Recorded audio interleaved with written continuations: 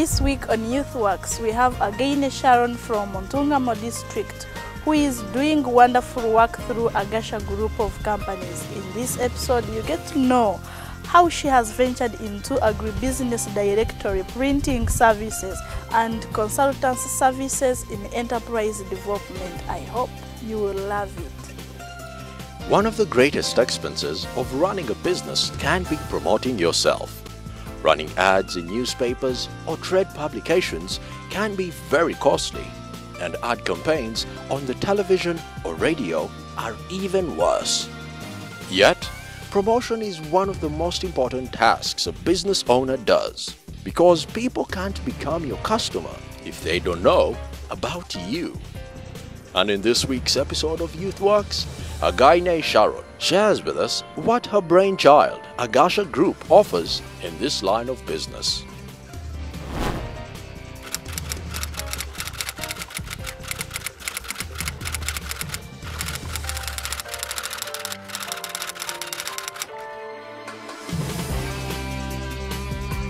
Agasha Group was formerly called Agasha Business Network, which was more of an online platform that could promote small and medium businesses to access international markets.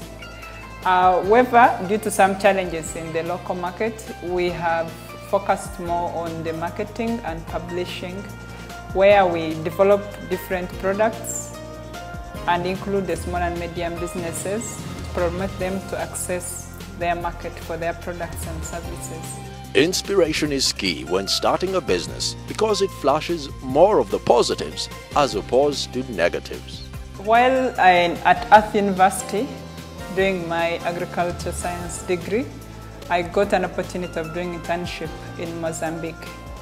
And I was mainly working with honey beekeepers who were faced with the challenge of how to market their products. And through the research, I found out that most of them were always selling their honey alongside the street, alongside the road, just in the neighborhood. But someone who really touched me was a gentleman called Bernicio.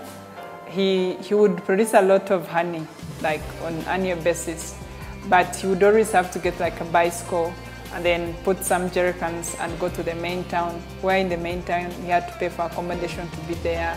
And sometimes they would even alternate the products, and by the time he gets the customers, the quality has got lost. So the encouragement I got from him was if he could find a way of accessing his customers, or customers getting in touch with him, and he knows that he's going to deliver this product to this person, that helps him not to waste any time, to reduce on the costs. And that was the average problem I could identify in mostly the small and medium businesses, that it's always hard for them to reach their market. So through developing these tools, we think that they can be promoted and they can access their market. When you start a new business, you need money to get it off the ground. You need the money to rent or purchase space for the business. Then, how did Sharon manage? Started with my internship stipend. After Earth University in Costa Rica, I went for internship in USA. And while others would use the money for internship, like stipend for upkeep in USA, I preferred saving it. So when I returned in 2010, I started working on the business plan. And through that, I got to be connected to Bid Network, where they provided me with some seed capital of $1,500, and just mainly for business planning and getting to know more about my business, like money that can sustain me around. But in 2011, I got a prize through Orange Telecom of about $15,000, and that's what we used to really focus on Uganda's case, like finding out exactly what products are necessary in the country. Is the online version platform visible or it's not? So those are studies that I was doing. And then in 2012, we got more seed capital from Agribusiness Initiative Trust, where we have used it for launching Agribusiness Directory for 2012 and even the upcoming edition. And then the revenue from agribusiness directory, we have used it mainly to also develop the coffee directory, which is soon going to be on the market. So it has been a combination of different sources. And in addition, during 2012, I could do part-time job. So also from my contract salaries, I could also contribute it to the business. No, that's good. Entering a market without proper research into whether your would-be customers understand your product is always challenging. What did Sharon encounter? I think what I faced most with Uganda's market was the part of being formal. I wanted to do my business in the way that I don't have to be in a fixed place, office, I was more focused on what the small and medium businesses needed. And the market, it needed to see me fixed somewhere at Capital Shoppers. I have an office, I'm so formal. That was the challenge I had. Then the second challenge I had was identifying the dynamic of Uganda's market. Like while the online platform in Kenya is a prosperous, whereas in Uganda, most people are not yet even on internet. So the challenge I had was to develop customized products specifically for Uganda's market. But why doesn't she hire full-time employees? I mainly coordinate by outsourcing different companies to do all the work that I need. And if I need someone to work on the database, I just bring them. For some time, we make a contract for the number of days they're going to work for me. And after the number of days, they leave. Having battled with enlightening the public about the importance of the Agribusiness Directory, how was her first edition received? The way the market received it was a surprising thing because this was a database I always had in my computer. And when I released it, the advertisers wanted to be part of it and they were already asking for another edition.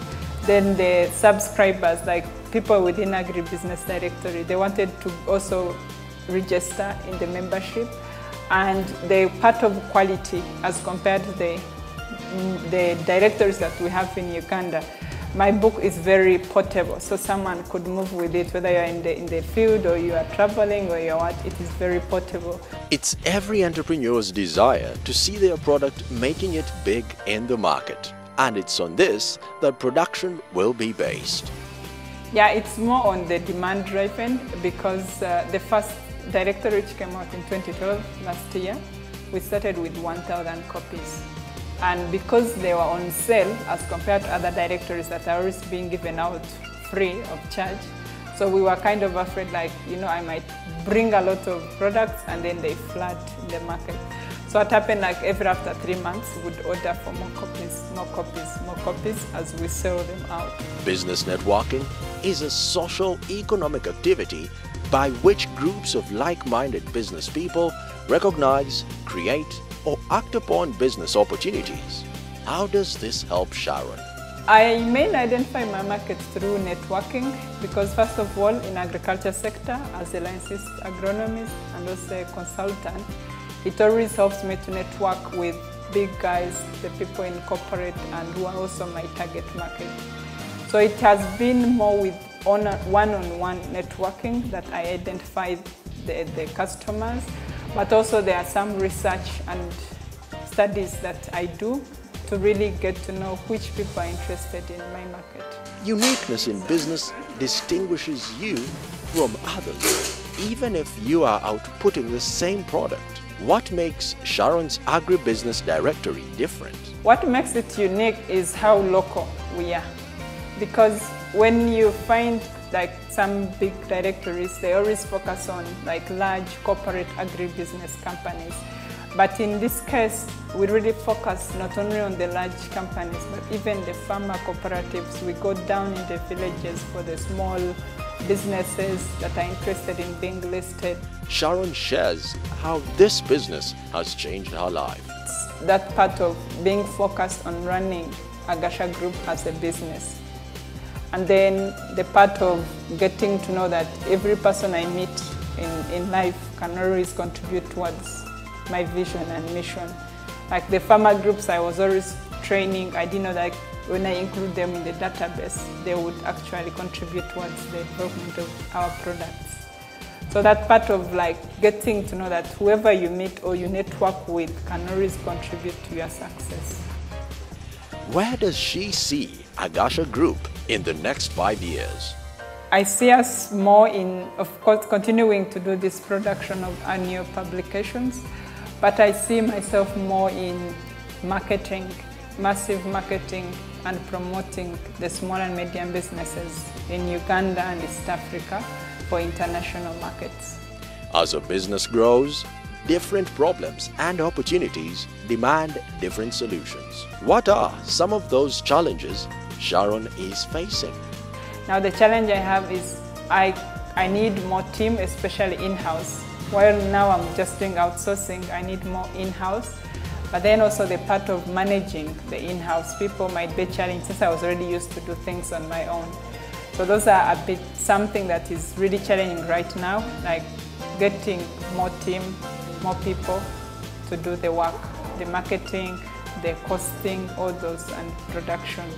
There's something which I learned one time, that a candle loses no light when it is used to light others.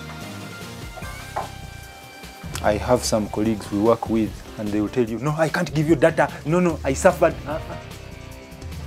Data should be shared.